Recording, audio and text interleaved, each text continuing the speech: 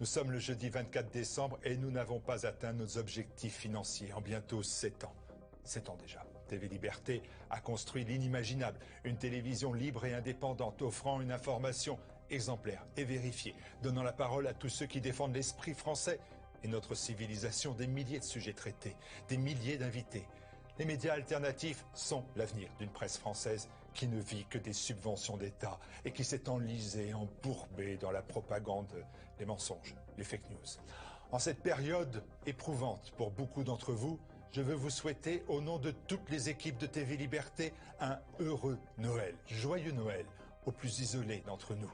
Joyeux Noël aux familles qui se retrouvent, malgré tant d'interdits, autour du sapin ou devant la crèche. Bon Noël dans la joie et l'espérance.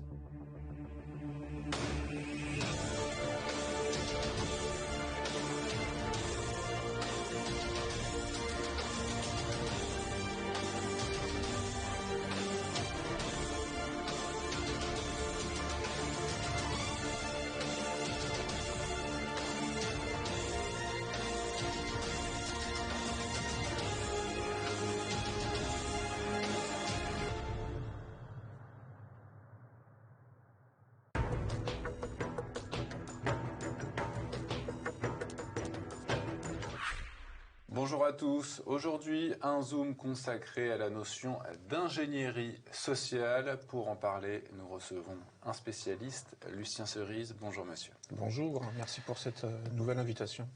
Lucien Cerise, vous avez une formation en sciences humaines et sociales avec une spécialisation dans le langage et l'épistémologie. Vous êtes l'auteur de Retour sur Maïdan, la guerre hybride de l'OTAN, publié en 2017, et de Neuropirates, réflexion sur l'ingénierie sociale en 2016. Justement, on en avait déjà parlé la dernière fois, Lucien Cerise, mais pour ceux qui voudraient en savoir plus sur cette notion d'ingénierie sociale et qu'ils ignorent, est-ce que vous pouvez commencer par nous en donner une définition ?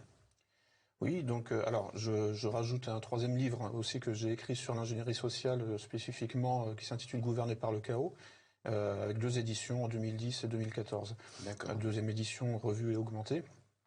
Donc la définition que je donne aujourd'hui de l'ingénierie sociale, c'est la transformation furtive d'un sujet social, individuel, enfin individu ou groupe.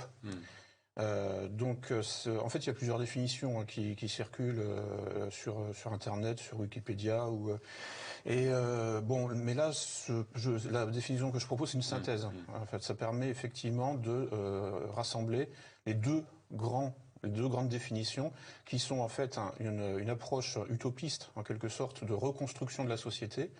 Ça, c'est la définition qui, finalement, date carrément du 19e siècle, avec notamment Frédéric Leplay, ou Leplay, je sais pas trop comment on prononce, et puis, bon, toute la tradition des utopistes. Ça a été appliqué aussi sous le régime de l'apartheid en Afrique du Sud, en fait, pour façonner l'espace social de manière séparée entre les Blancs et les Noirs.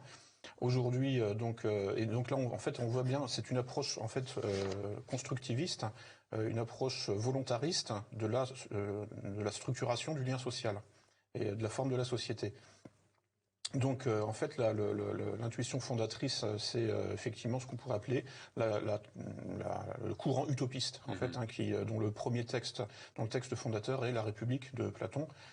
C'est-à-dire on conçoit en fait la société comme une machine que l'on va donc analyser, éventuellement découper en plusieurs parties pour ensuite en fait recombiner ces parties. Alors ça c'est la définition la plus courante, c'est celle que Karl Popper a traitée dans son livre sur intitulé La société ouverte et ses ennemis. Ensuite, il y a une deuxième définition qui apparaît quelques décennies plus tard, enfin dans les années 90, et qui vient du piratage informatique. Mais du piratage informatique qui un peu spécial, c'est-à-dire qui s'intéresse au facteur humain.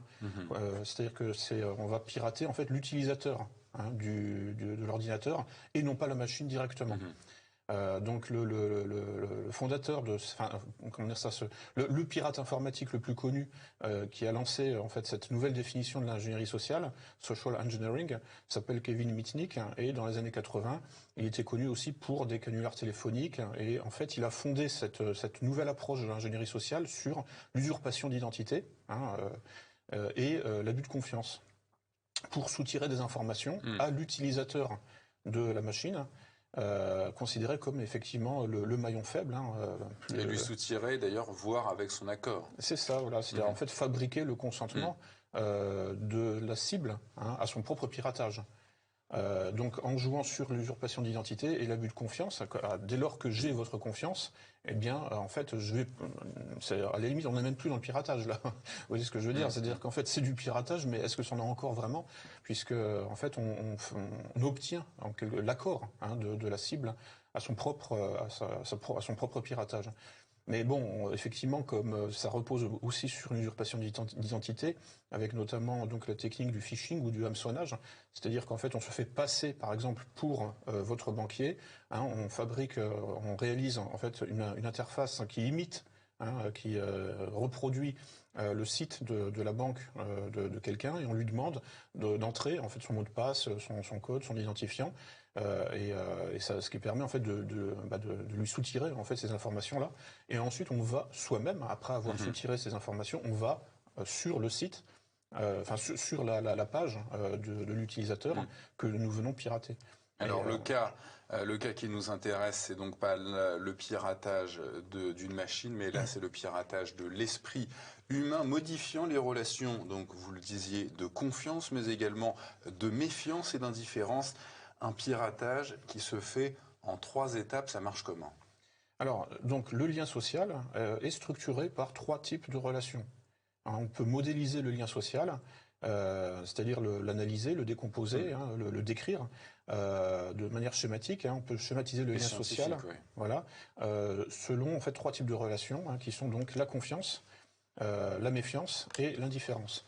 Et en fait, l'ingénierie sociale, à ce stade, ça consiste à prendre le contrôle de ces 3 types de relations pour les faire varier à volonté, entre soi et autrui, ou entre autrui, c'est-à-dire entre 2 autres cibles, ce que j'appelle un conflit triangulé, quand on fait monter la méfiance entre 2 cibles, qui vont donc dès lors en fait être animés d'un mouvement centrifuge, un mouvement en fait d'entropie sociale.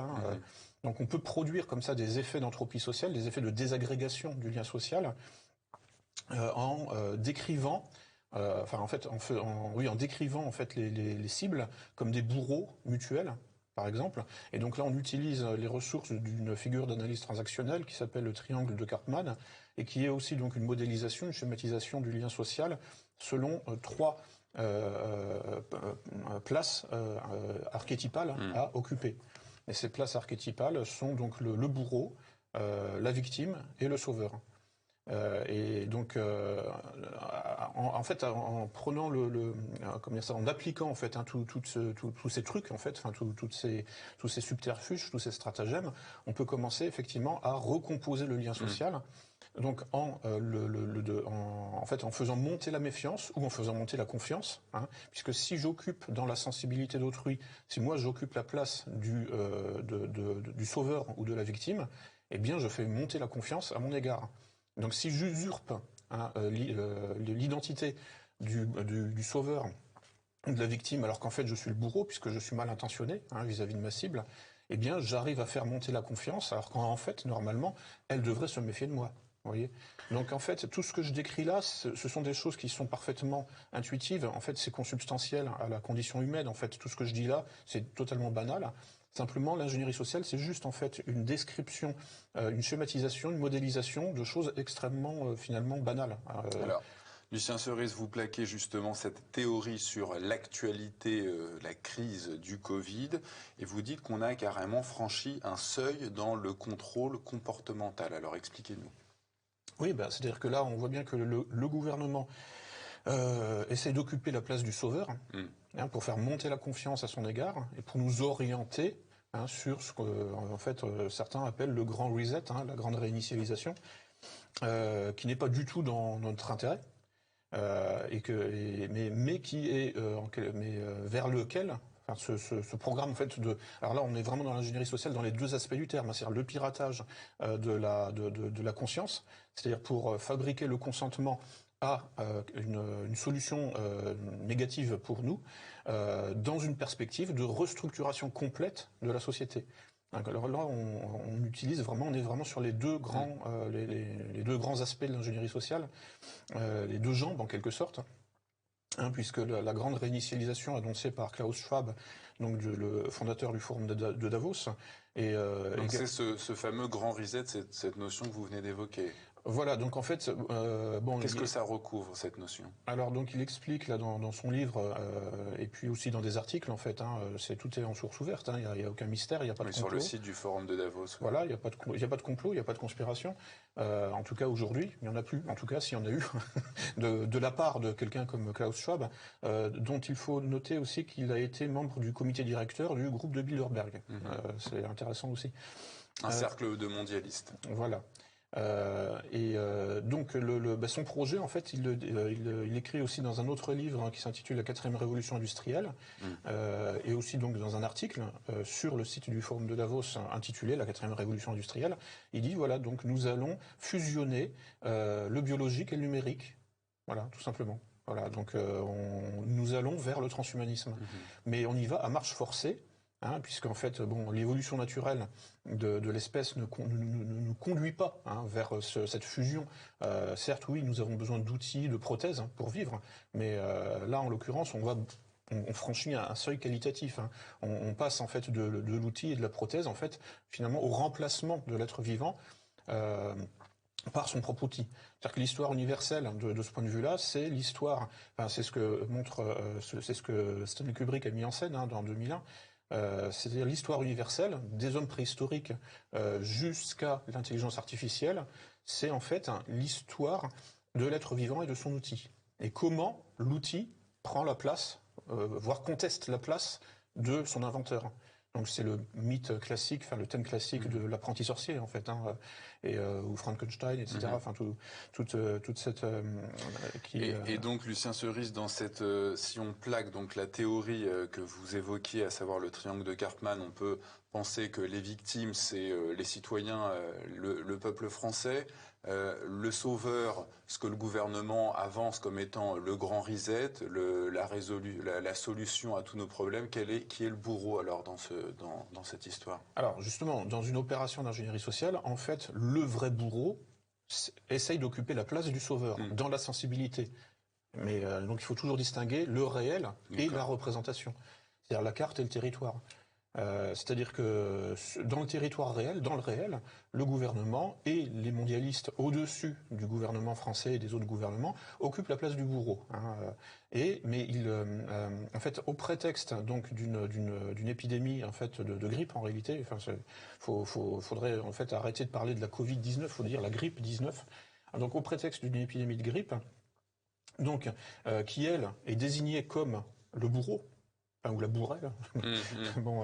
Ce qui est bien pratique puisque en plus elle peut pas répondre, peut pas. Et puis donc au prétexte d'une mise en scène en fait d'un bourreau invisible là qui serait partout autour de nous, donc le gouvernement, le pouvoir mondialiste en fait pour être plus précis, se présente comme le sauveur qui va nous sauver justement de cette épidémie de grippe. Mais au moyen d'une solution qui n'est pas de prendre du Doliprane et quelques jours d'arrêt de travail, parce que en fait c'est comme ça en réalité que cette grippe 19 se soigne. Fondamentalement, elle se soigne avec du Doliprane et 2 semaines, une semaine ou plus de jours de repos. Et puis si ça s'aggrave, il y a effectivement le protocole de Didier Raoult et ça marchera bien. Il y a d'autres protocoles aussi. Madagascar en avait trouvé un. Enfin bref, il y a des remèdes en fait, il y a des traitements en fait qui sont très peu coûteux. Mais donc là, en fait, on nous entraîne vers la solution de la vaccination. Alors en juillet, donc là le gouvernement pour le coup, le gouvernement, oui, là c'était un document du gouvernement français, a publié sa stratégie de vaccination et a bien compris que il fallait surtout pas parler de vaccination obligatoire. Ils le disent, parce que en fait, ça va en quelque sorte éveiller la méfiance justement.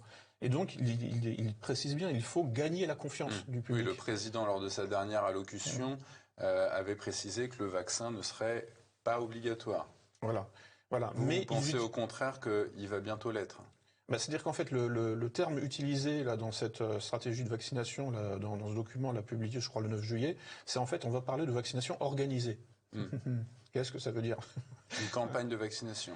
En fait, non, mais fondamentalement, ça va devenir obligatoire. En réalité, mais le but, c'est d'avancer masqué et de ne pas tout déballer tout de suite, parce que sinon, effectivement, il y aurait justement un mécanisme en fait de défense, ouais. C'est-à-dire en fait le système immunitaire, là, pour le coup cognitif, intellectuel, serait érigé, et donc en fait le piratage serait un échec.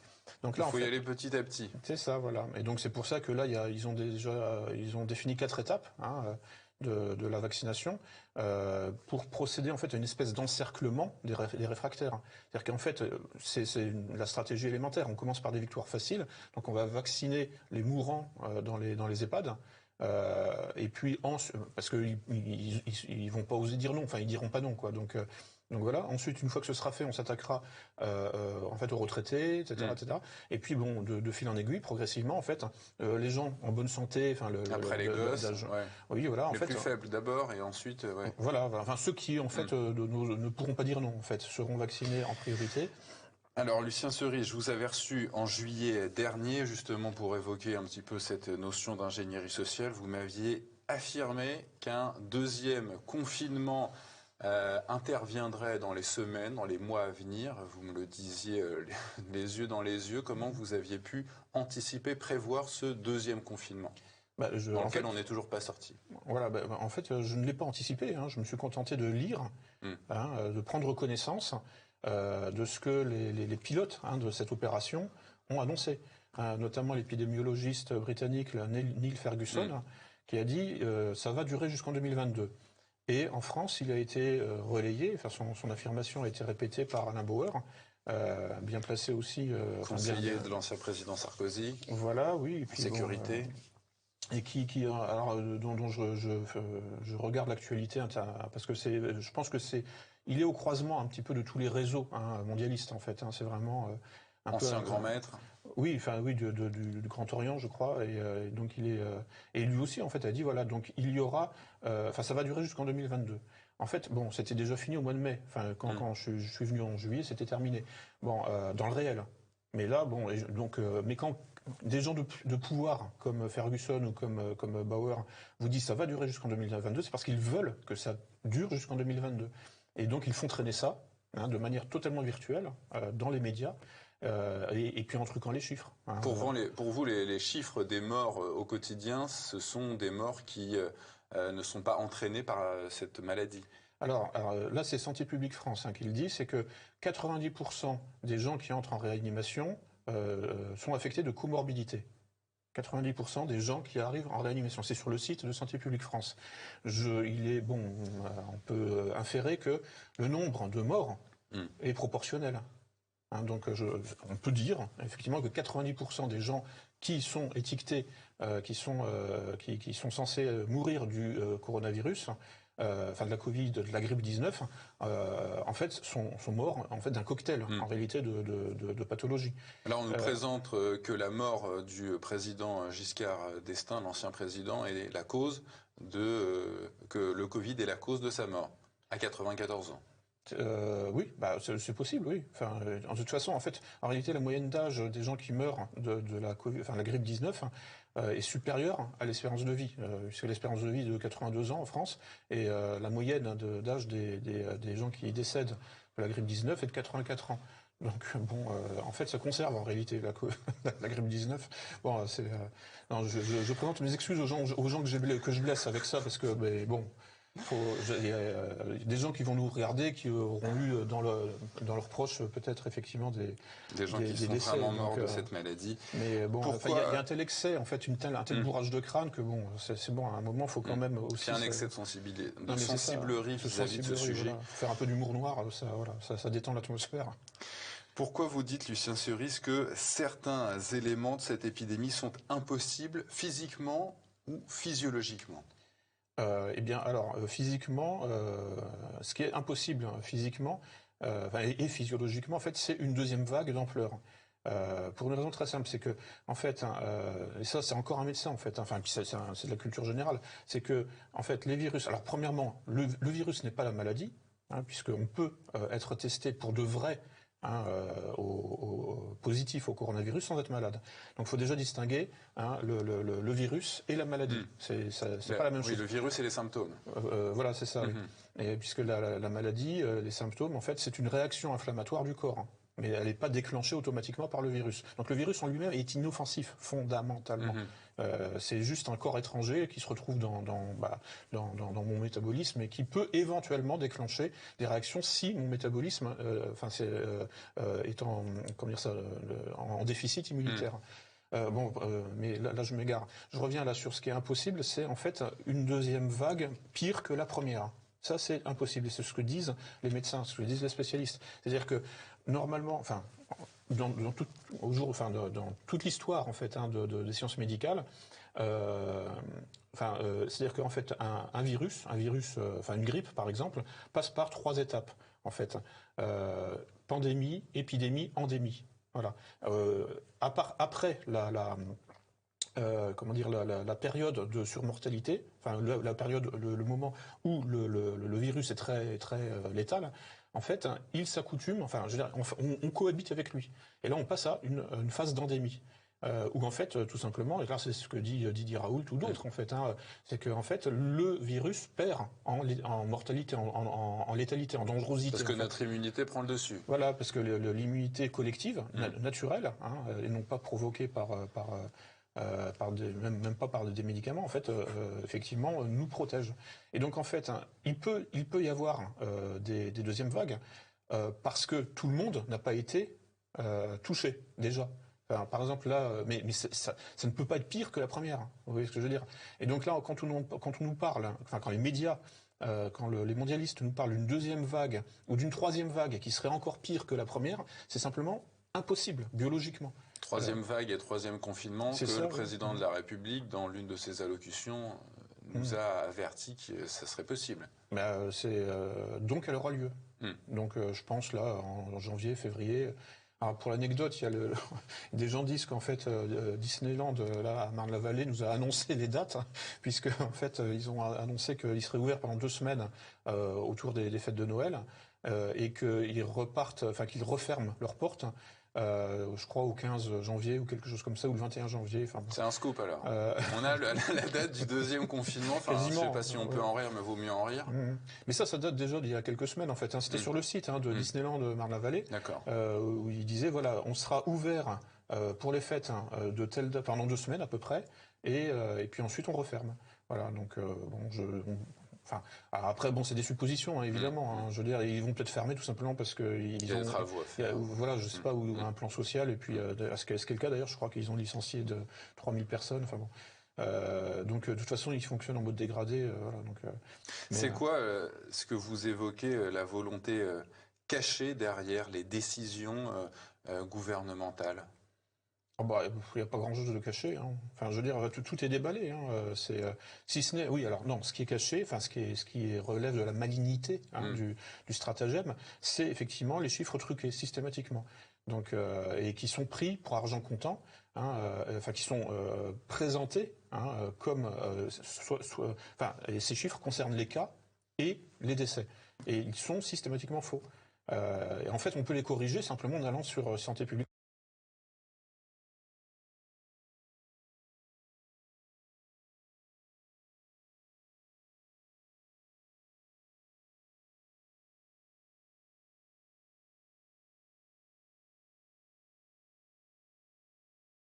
France en fait.